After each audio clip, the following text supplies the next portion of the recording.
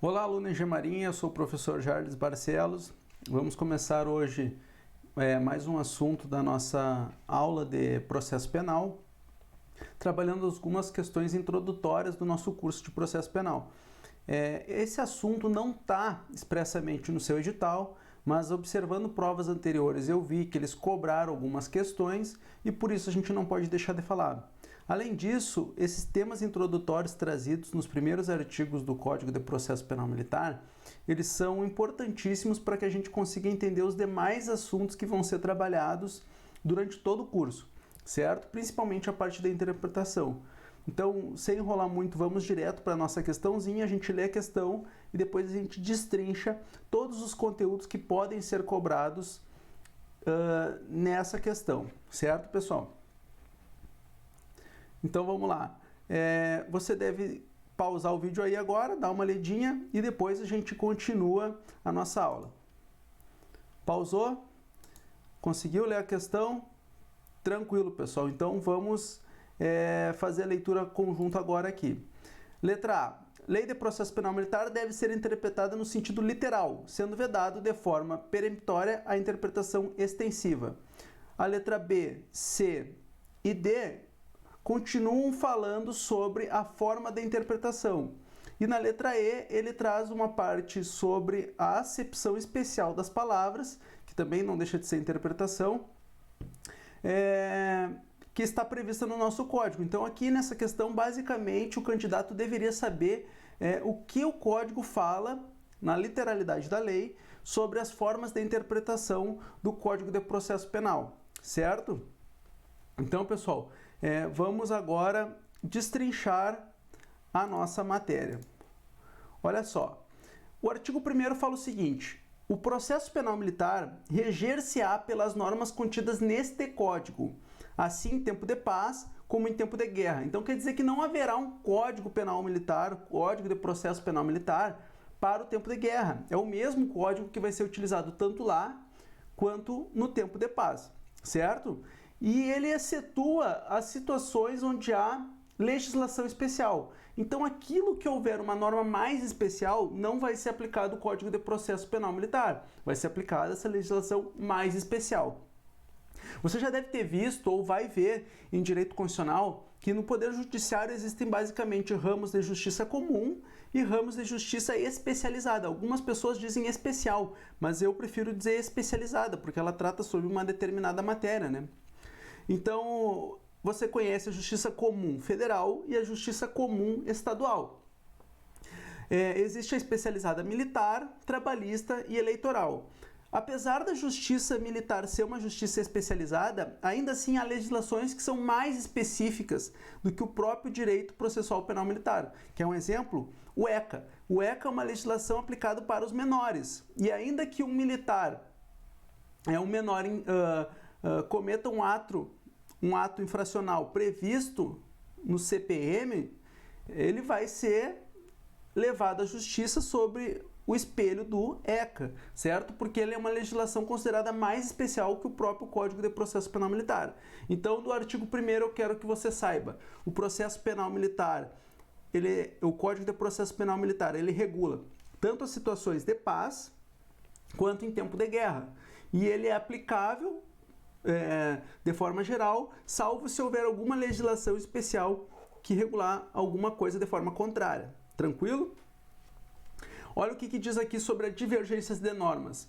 Parágrafo 1º. Nos casos concretos, se houver divergência entre essas normas e a de convenção de tratado em que o Brasil seja signatário, prevalecerão as últimas. Pessoal, prestem atenção aqui, ó. Prevalecerão as últimas. Então quer dizer o seguinte: haverá as normas do CPM e os tratados em que o Brasil faz parte, ou que ele seja signatário. Qual que vai prevalecer? Os tratados internacionais que o Brasil seja signatário. É comum o pessoal ver em prova a afirmativa trazendo que prevalecerão sempre o Código de Processo Penal Militar, certo? Mas aqui não, aqui prevalecerão os tratados internacionais, tá? Aplicação subsidiária. Aplicam-se subsidiariamente as normas deste código aos processos regulados em leis especiais. Então, se houver um crime que trate com um procedimento especial, for editada uma lei que trate de forma específica o procedimento, então a gente vai ter que usar subsidiariamente o Código de Processo Penal Militar para essas legislações especiais que regularem um determinado procedimento. Tranquilo?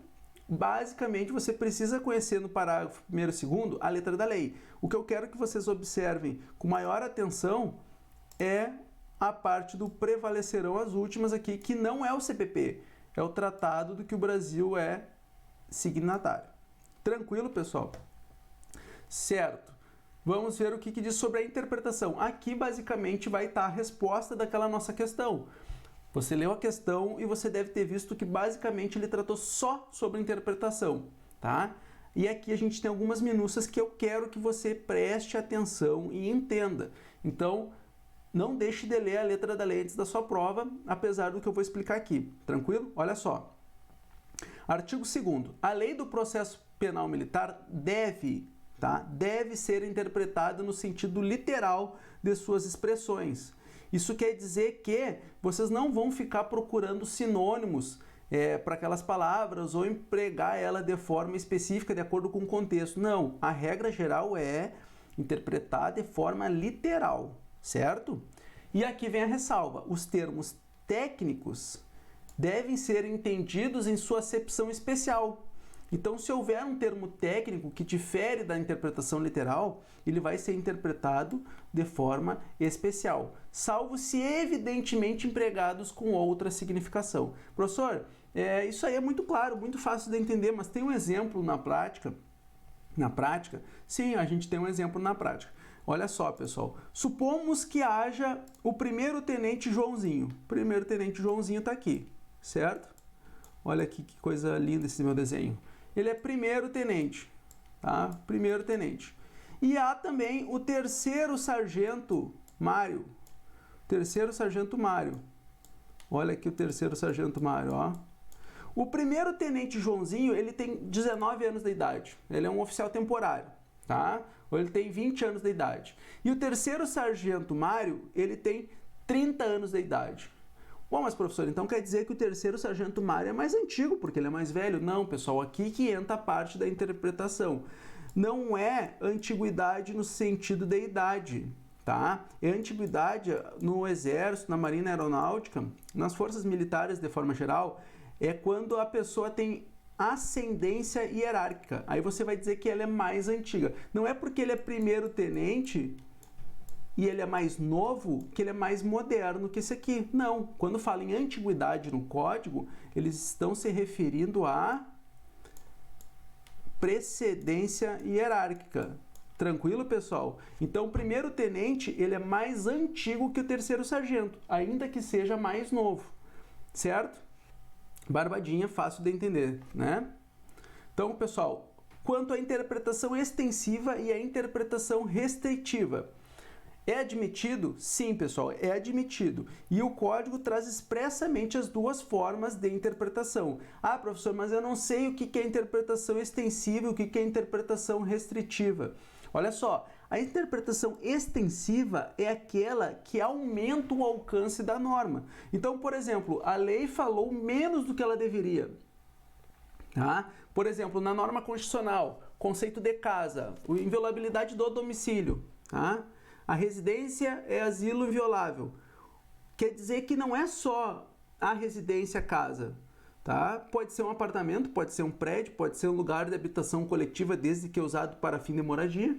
Então, quando se fala o termo casa, a casa é asilo inviolável, não é necessariamente a casa, tá? Pode ser um apartamento, pode ser um escritório. Então, aí vai se dar uma interpretação extensiva da norma. Ela falou, usou um termo, mas não o mais adequado. Certo? Então, tu vai ter que estender o alcance. Já a interpretação restritiva, a norma falou muito mais do que deveria. Então, tu vai tirar palavras que elas são inconstitucionais ou que não são aplicáveis ao direito. Um exemplo a gente tem no Código de Processo, no Código Penal Militar, que diz que lá é crime os atos de pederastia, homossexual ou não, ou alguma redação parecida com essa, não me lembro exatamente. Eu me lembro que tem a expressão homossexual ou não, e já foi declarado que isso aí é inconstitucional, porque tanto faz se há qualquer tipo de relação sexual, não interessa se é homoafetivo ou não, certo? Então esse termo não precisava existir, tá? Relação sexual é relação sexual. Então, a interpretação restritiva serve para isso, é para tu tirar palavras que não se adequam àquela expressão, ou a norma falou coisas que não são mais aceitas, e aí a gente tem que restringir o alcance dela, tá? Agora, assim, ó,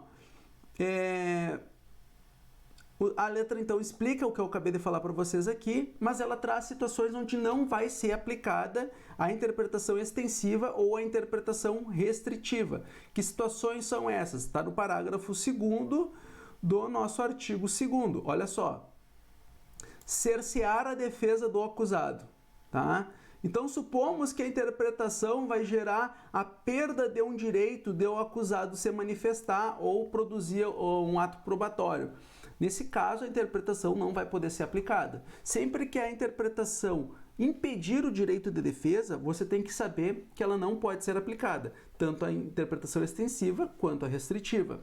Prejudicar ou alterar o curso normal do processo, tá? Ou desvirtuar a natureza. É naquelas situações onde a pessoa fica reinterpretando um dispositivo para tentar procrastinar um ato processual. Então, quando houver essa necessidade, quando houver essa finalidade, você tem que entender que também não vai ser admitida a interpretação extensiva ou restritiva.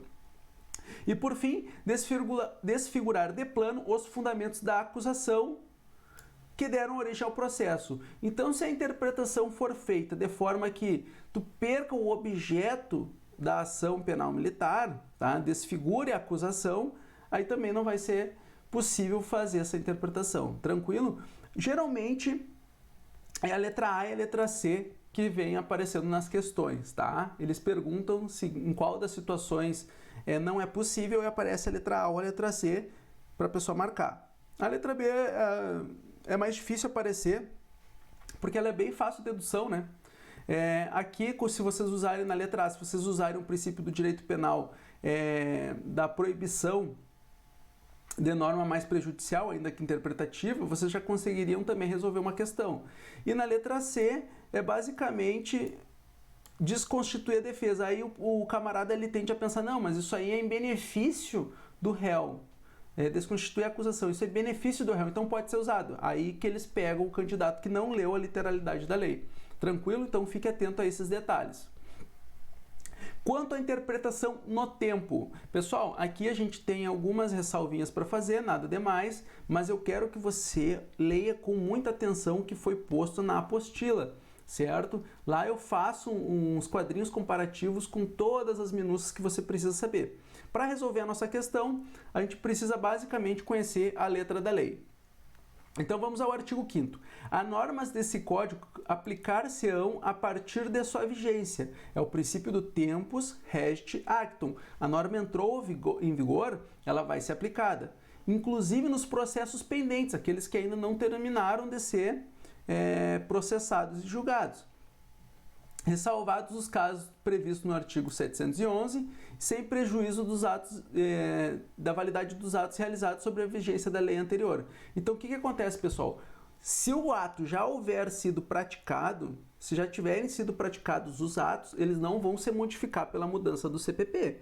Os atos futuros serão mudados. O que vocês têm que lembrar? Das normas híbridas, quando tem matéria de direito penal e matéria de direito processual penal, quando versa sobre liberdade, garantias individuais.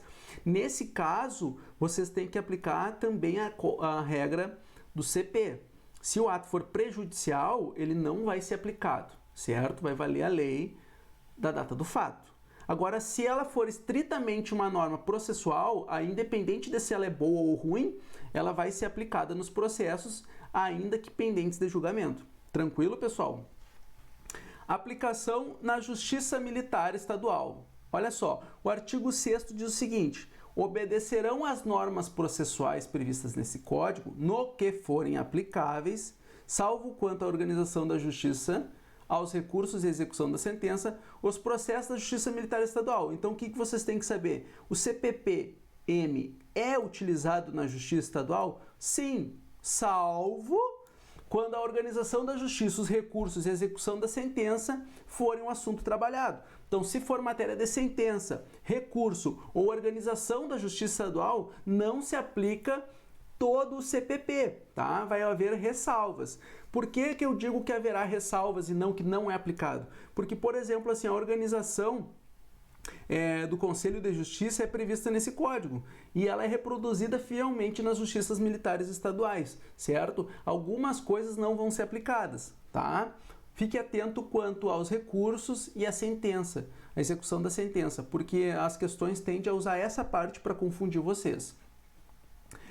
Nos crimes previstos na Lei Penal Militar, aqui respondem os oficiais de praça e dos corpos de bombeiros militares. Tá? Então, independente se é Polícia Militar Estadual, Corpo de Bombeiros Militares Estaduais, vai ser aplicado o CPP, exceto, salvo, a organização da justiça, aos recursos e a execução da sentença. Tranquilo, pessoal? Com isso, a gente já consegue responder a nossa questão. Então, olha aqui comigo. A Lei de Processo Penal Militar deve ser interpretada no sentido literal. Isso, sendo vedada de forma peremptória, ou seja, sempre é vedada a interpretação extensiva. Opa, aqui essa parte do sempre vedada, a interpretação extensiva, está errada. Por quê? Porque a Lei de Processo Penal Militar pode ser submetida a uma interpretação extensiva desde que não prejudique a acusação, os direitos de defesa do réu.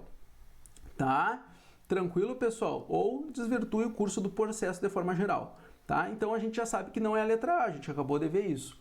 Olha a letra B, o que diz aqui? Não é admissível a interpretação restritiva da lei de processo penal militar quando prejudicar ou alterar o curso normal do processo ou desvirtuar a natureza. Exatamente isso que a gente acabou de ver, certo? Então a gente já poderia marcar a letra B aqui. Mas vamos ver o que está de errado, na letra C.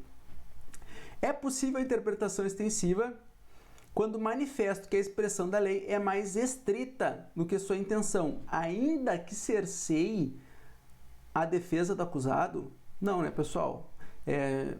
Se houver o cerceamento da defesa, desvirtuar a natureza do processo ou desvirtuar a acusação, a gente não vai poder usar a interpretação extensiva ou a interpretação restritiva.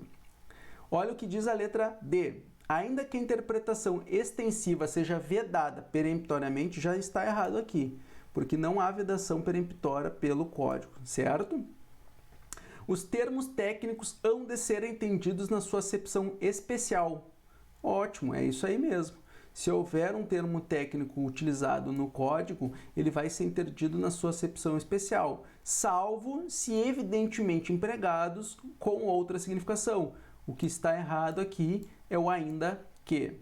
Tranquilo, pessoal? Então a gente risca todas e fica com a nossa letra B. Tranquilo? Pessoal, eu espero que vocês tenham gostado da resolução da questão. Fique comigo porque a gente vai entrar agora no tema de Polícia Judiciária Militar. Eu sou o professor Charles Barcelos e espero encontrar você nas próximas aulas. Um abraço.